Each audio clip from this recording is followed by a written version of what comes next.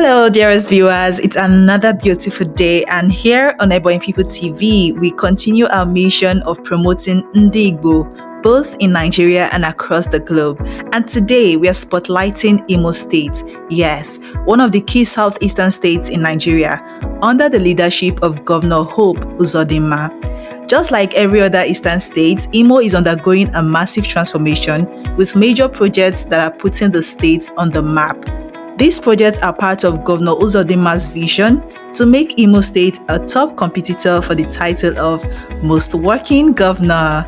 And trust me, these projects are more than impressive.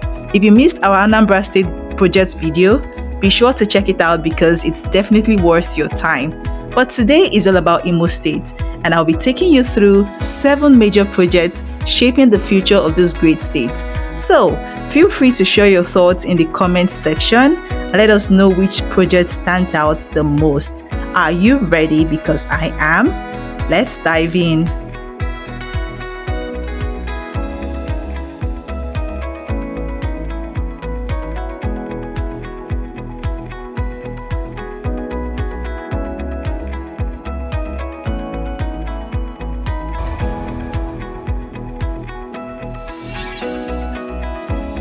First off, we have the Mbak International Airport upgrade. So, for some time now, Imo State has been working on upgrading the Mbak International Cargo Airport. The focus is on improving night landing facilities, road access, and other critical infrastructure going on in the airport. Governor Uzodinma has expressed a commitment to making this airport a key hub for both domestic and international trade.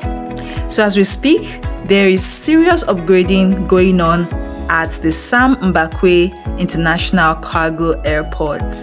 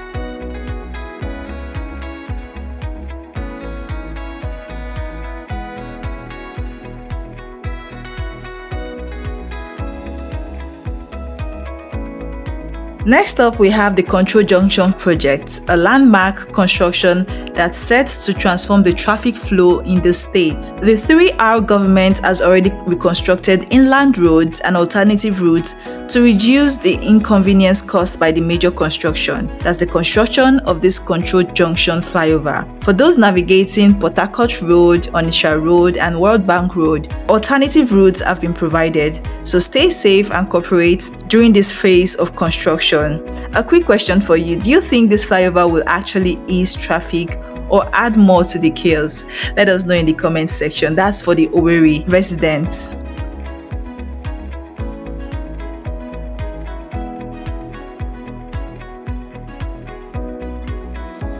Health is wealth, and Imo State isn't playing around. The government is constructing 3 state-of-the-art general hospitals across the state, complete with advanced medical technology. Additionally, mobile clinics and ambulances have been deployed across all 27 local government areas to ensure that healthcare is accessible even in the most rural areas.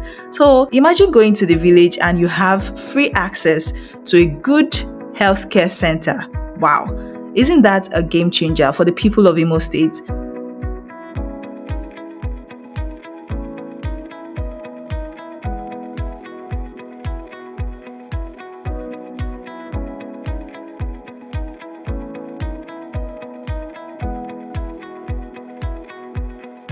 Next is the 36-kilometer Owerri Road.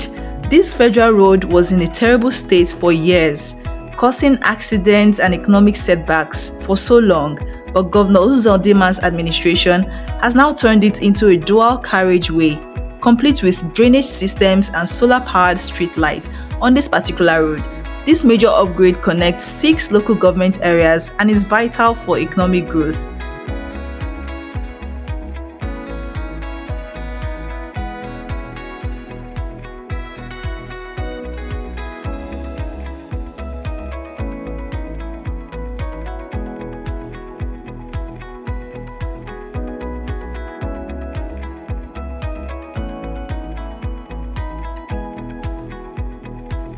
Now, let's talk about the Imo International Conference Center. This monumental project is set to become a major hub for national and international events. Governor Uzodinma himself has emphasized the economic and cultural benefits it will bring to the state. Once completed, the Imo State International Conference Center will attract major events and boost local businesses. Can you see the potential this project holds for Imo State economy?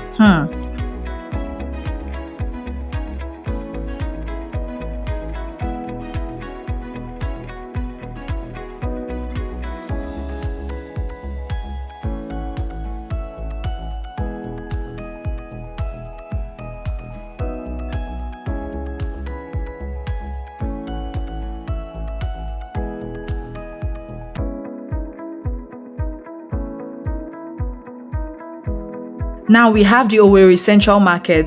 The groundbreaking ceremony for the new Owerri Central Market was held in June 21st, 2024.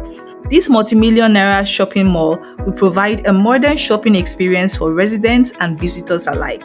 With state-of-the-art facilities and ample parking space, it aims to enhance trade and commerce in the state. Very well planned, not just to meet the national or the local standard, but to go beyond local standard. The 2,000 capacity Central Market complex, when completed, will not only create job opportunities and development, but will also open up industries with adequate trade securities in the state. The complex is designed to be a 2,000 market store capacity of international standards, meant to rebrand the name of Imo State in the global trade map. Lastly, let's talk about power, electricity power in Imo State. The Imo State Electricity Project is set to distribute electricity across all 27 local government areas in the state, thanks to a memorandum of agreement with Orashi Electricity Company. This initiative ensures equitable access to electricity for all communities, a crucial step for both residential and commercial development. Is electricity distribution the most vital infrastructure project for Imo State at the moment? Drop your thoughts below. In the generation, transmission, and distribution of power to our people. We went into a partnership with an Egyptian company to set up Owerri Electricity Company of Imo State. And our covenant is that we must have power 24/7.